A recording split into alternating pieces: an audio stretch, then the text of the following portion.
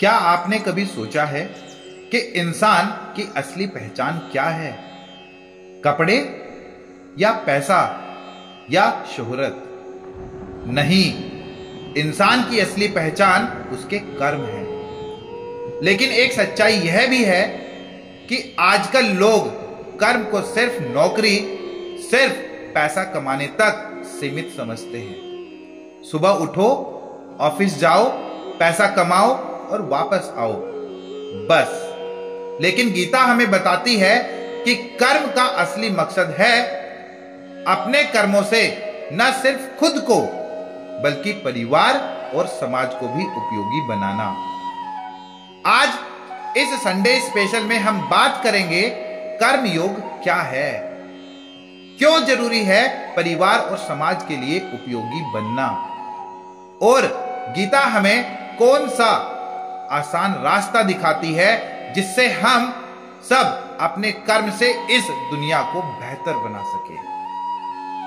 सोचिए, घर में एक इंसान अगर जिम्मेदारी न निभाए तो क्या होता है?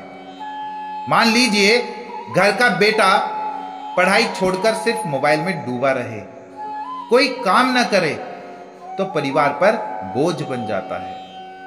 या ऑफिस में कोई कर्मचारी अपनी ड्यूटी सही से न निभाए तो पूरी टीम डगमगा जाती है।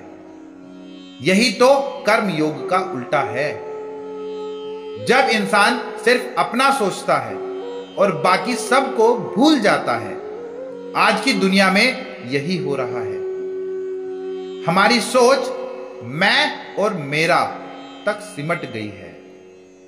लोग कहते हैं मुझे क्या लेना समाज से, लेकिन जब मुश्किल आती है तो वही लोग समाज से उम्मीद रखते हैं। गीता यही सिखाती है, कर्म वो है जो सिर्फ मेरे लिए नहीं बल्कि औरों के लिए भी फायदेमंद हो।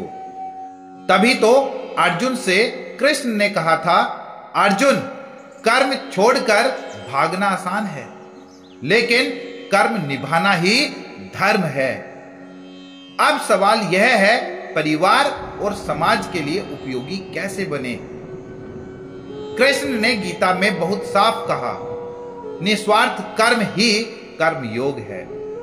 यानी ऐसा काम करना जिसमें सिर्फ अपना फायदा ना हो बल्कि दूसरों का भला भी हो। आइए इसे 4 हिस्सों में समझते हैं।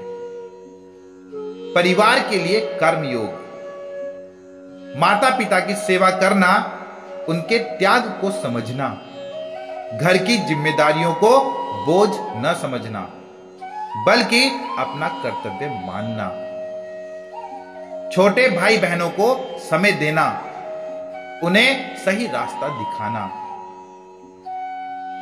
दूसरा है समाज के लिए कर्मयोग, पड़ोसियों की मदद करना, चाहे वह छोटी सी ही मदद क्यों ना हो।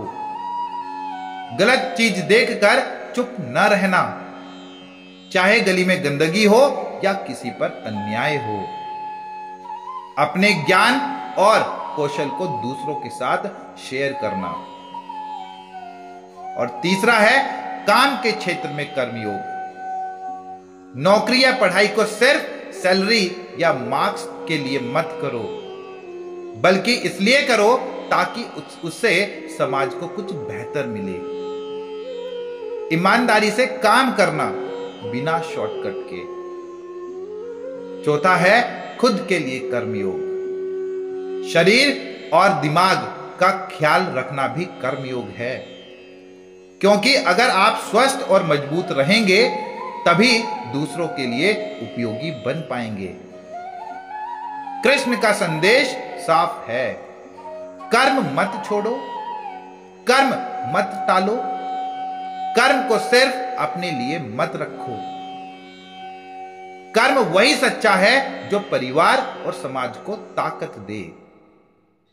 तो सोचिए, एक मां जो दिन रात परिवार के लिए मेहनत करती है, खाना बनाती है, बच्चों को संभालती है, पति का साथ देती है, वो असली कर्मयोगी है। एक टीचर जो अपनी सैलरी से ज्यादा दिल से बच्चों को पढ़ाता है, वो भी कर्मयोगी है।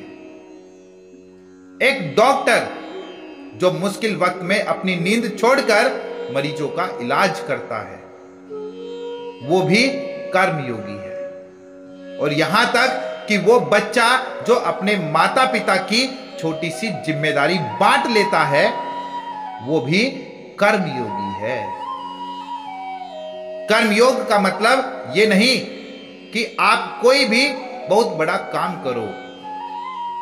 कर्मयोग का मतलब है हर छोटा काम पूरी निष्ठा और सेवा भाव से करो। यही छोटे छोटे कर्म परिवार को मजबूत बनाते हैं और परिवार मिलकर समाज को मजबूत बनाता है।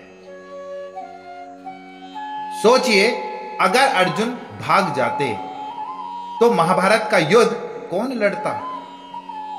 अगर हर इंसान सिर्फ अपने बारे में सोचे तो यह समाज कैसे चलेगा? सच्चाई यह है कि हम सब किसी ना किसी उम्मीद में हैं।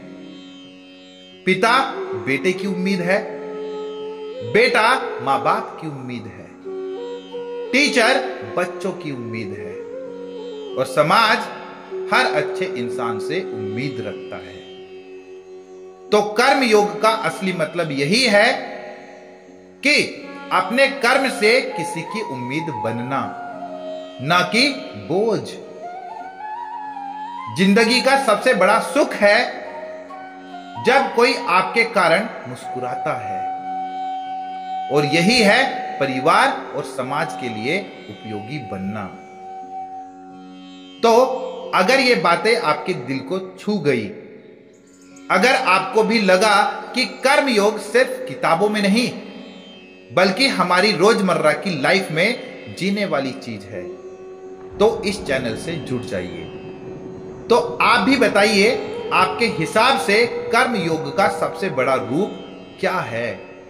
कमेंट में लिखकर शेयर कीजिए ताकि हम अगली बार आपके विचारों को इस चैनल पर ला सकें। और हां, अगर आपको लगा कि यह वीडियो आपके किसी दोस्त, किसी परिवार वाले या किसी स्टूडेंट की लाइफ बदल सकता है, तो इसे शेयर करना ही आपका पहला कर्मयोग होगा।